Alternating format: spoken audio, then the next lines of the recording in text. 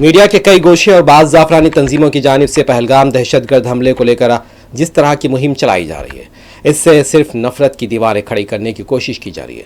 लेकिन जो लोग कश्मीर से वापस लौटे हैं, उनके लबों पर कश्मीरियों की मोहब्बत खुलूस वाज़े नजर आ रही है। पहलगाम से लौटने वालों ने भी कश्मीरी घोड़ा चलाने वाले आदिल से लेकर दूसरों की सताइश की और कहा कि अपनी जान पर खेल कर उनकी जान ही बचाई गई हैं। होटल मालकान ने भी उनके लिए मुफ्त खाने का नज्म किया। एक मासूम बच्चे ने कहा कि वो फिर कश्मीर जाएगा क्योंकि कश्मीरियों ने उनके दिल जीते हैं। जब ये 22 तारीख से हुआ है ना, तब से कश्मीरी लोग हर टूरिस्ट के पीछे एकदम स्ट्रांगली खड़े हैं। भारत देश में किधर भी जाओ हम फ्री में छोड़ेंगे।